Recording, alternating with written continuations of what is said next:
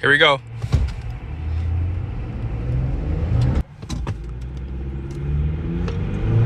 Welcome back to JB Reviews. I have a 2024 refreshed Ford F-150 and I have the 2024 Chevy Silverado. This has a turbocharged V6. This has a turbocharged 4-cylinder. I borrowed these trucks from Larry H. Miller Super Ford and Jerry Seiner Chevrolet here in Salt Lake City. Be sure to check out their inventories. Both of these trucks are for sale. Let's go ahead and drive the Ford first. As you guys know, we're going to do an MPG run and acceleration test. Let's get started. I'm pretty sure the Ford's gonna have the best 0 to 60, but I've been surprised in the past, so we'll have to see. But they did refresh this interior. I'm not sure if I'm gonna do a comparison showing you guys the pricing and everything, but I believe this truck is a little bit more expensive, but it has the appearance package, so it blacks out some of the badging on the exterior. It doesn't do anything on the interior, but I think that if I was picking for interior design, this truck would win. But let's go ahead and talk about this 2.7 liter engine and then we'll do the 0 to 60. So it's gonna have 325 horsepower, 400 pound-feet of torque, 10-speed transmission. This one has 355, which is an option. Let's see how it accelerates to 60. Here we go. 30. 60.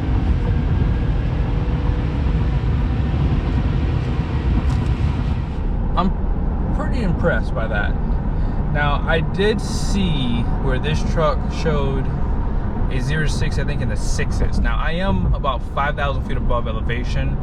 Every 1,000 feet you go up, you lose about 3% of your horsepower, I think it is. 3% of your horsepower, yes.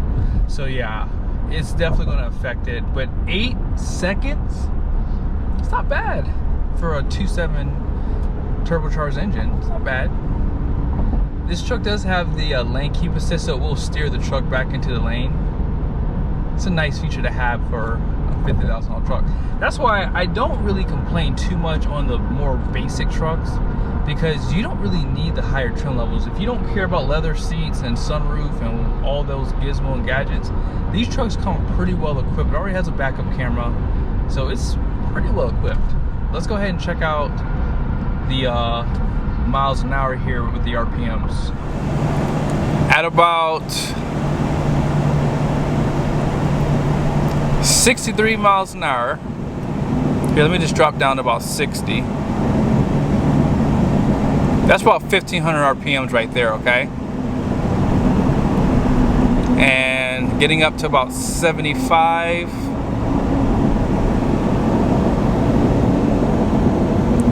I don't see where it's telling me what gear I'm in. I know on the HDs it shows you the gear you're in, so I don't think they do that for the Fords. Let's put it in manual mode and see what happens. Oh, if you put it in manual mode, it won't do it either. But at 75 miles an hour, we're probably at like 17 or 1,800 RPMs. Now, I'm not sure if you guys noticed, I had to reset the trip after the 0 to 60, so that's gonna make some people happy. I forgot to do it before the 0 to 60, so I'll do the same for the Chevy truck. I'll stop in the same spot. So I'm probably gonna go a little bit further down. I try to get at least 15 to 20 miles because that's typically a commute to work, right? But this truck handles really well. It has the hand coupe tires, 20-inch wheels. The only thing I don't like about the Ford half-ton pickups are the mirrors. The mirrors sit low, and I wish they maybe sat a little higher. I probably would almost option these trucks with the tow mirrors because I don't like these at all. They don't even have convex. That's a bummer too. So, but apart from that, I love the interior. It has a large gauge cluster and the 12-inch display here. And it's a basic truck, but it even has the little workstation here too, by the way. Nice stuff. Here's the midpoint. So we pretty much are at 21.9 MPG. That's why I like to do the 0 to 60 run first, because you kind of get an inflated number. And if you are remote starting the truck at the house, that can kind of affect the fuel economy too. So the good news is I have to get back up to speed, so that's going to affect it a little bit. And I'll probably do like moderate acceleration back up to 65 miles an hour. But something I love that Ford added was this right here. You have the measurement, so you see your engine coolant, your transmission temperature, and your engine oil temperature. So 181 degrees. Ford transmissions run a little hotter. If I have a chance, I'll show it to you on the Chevy. I believe they have like a indicator for that too, but they do run a little bit warmer for the Fords. But I'll check back in a second so you guys can see how loud it is inside the interior. Here are the numbers on the door for the Ford. So gross fuel economy ratings right there, axle rating right there in the rear, and then payload is 1,578 pounds. So this truck weighs 5,072 pounds on the curb.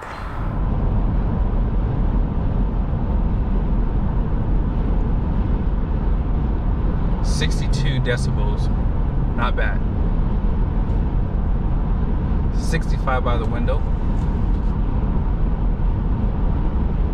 60 out back. And it's very quiet for sure. The tires have no road noise. One thing I wanted to mention earlier and I forgot, this transmission seems a little clumsy. Just a little bit. I noticed it when I was doing a moderate acceleration back up to 65 miles an hour. And it kind of stumbled a little bit, so could have just been like, didn't know what gear it needed to be in, but at under moderate acceleration from about 30 to like 60, it did it like twice. But the 10-speed transmission is pretty smooth when it shifts gears, especially under hard acceleration. And like I said, it's quiet for the interior. Brakes are pretty confident. They're not squishy, they're not touchy, they're like just right. We just pulled back in. 21.4 MPG, guys. That is insane. But I'll show you guys where we're going to stop at because I can't stop in the middle of the road. So 17.7 miles driven, 21.4 MPG. That's pretty darn good for our pickup truck. Really good. Let's go ahead and drive the Chevy.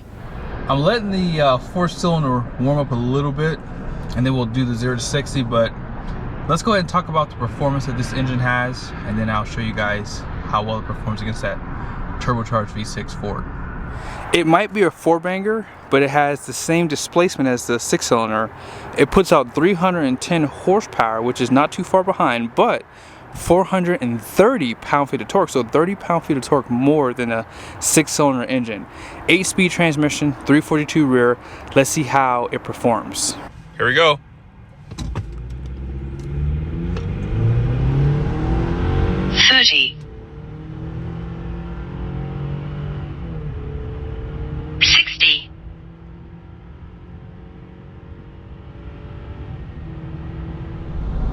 I'm sure you're not surprised. The 4-cylinder did darn good, but you can definitely tell having just 2 more cylinders makes a difference off the line.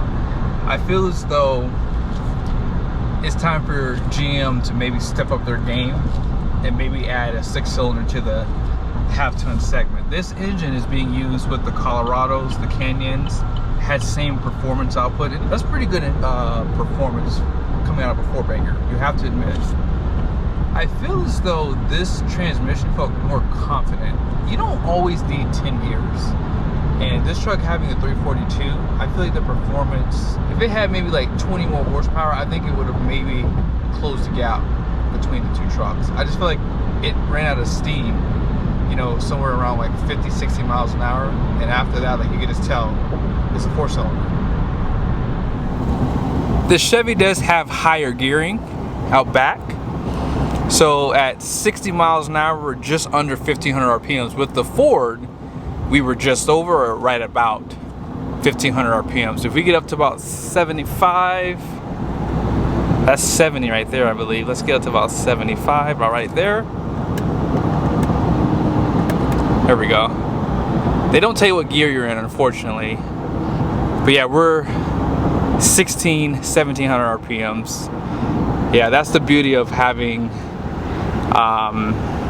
higher gearing. Obviously you're going to have a little bit lower RPM versus the lower gearing.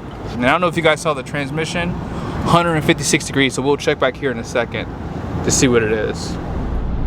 One thing I noticed with this Chevy is it feels a lot more secure. The stability is way better than the Ford, and I've noticed that too. Hopefully if I have a chance, I'll do some towing tests, and maybe I'll have a chance to do back-to-back towing with the Ford F-150s and the Chevy Silverados. But I've noticed that in the past, Ford trucks have a lot of sway, especially in the lower trim levels. It could be the tires, things like that. Sometimes the higher trim levels will even get sway bars compared to the lower trim levels. I'm not saying that's the case, I'm just saying that sometimes happens. But I definitely like the way this truck feels and handles on the road. And it could be the Goodyear Wrangler Trail Runner tires. The Ford had the hand coops.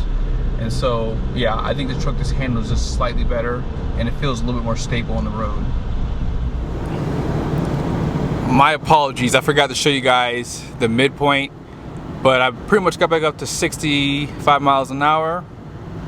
And we were like at like 20.8 MPG basically when I stopped. So I think we're a little bit behind the Ford right now, but at this point there's a light up here. I did catch it with the Ford and I might catch it again with the Chevy. Here are the numbers on the Chevy. Gross vehicle weight rating 7,000 pounds. That rear gross axle is 3,800 pounds. And this truck has a pretty big payload at 1,803 pounds. And it weighs just under 5,200 pounds.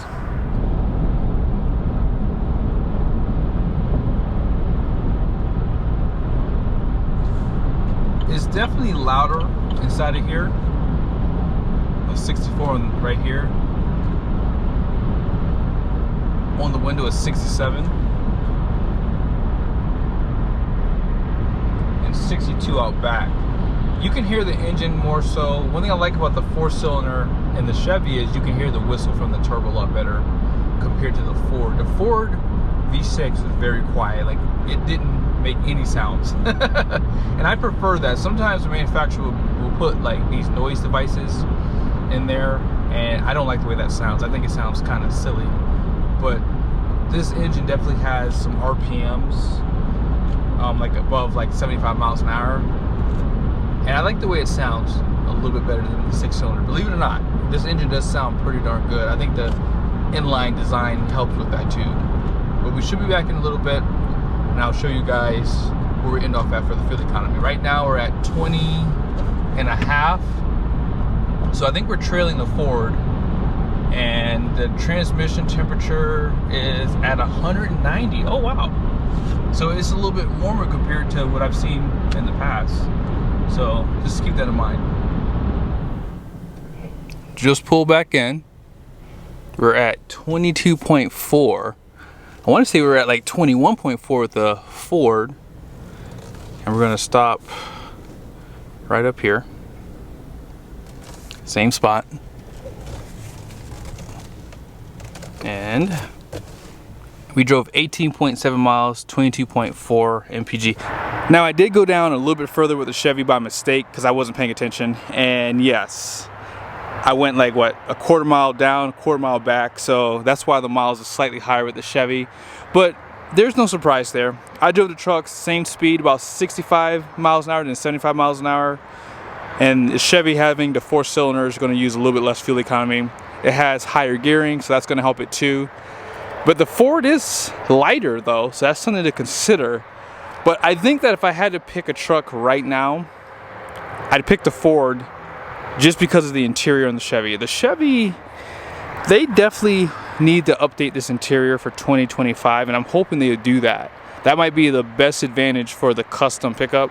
It could even have like the are those Colorados? Those are Colorados, not Canyons. Those are the Colorados down there. They could even have like those screen sizes, like not the 13.4s that's in the LT and up pickups. But all in all, I like the way the Chevy handled better, and if I was towing a trailer, I probably would 100% pick the Chevy because Chevys have more stability from what I found. So hope you guys liked the video. Be sure to subscribe to the channel. Make sure your bell notifications are on. See you soon.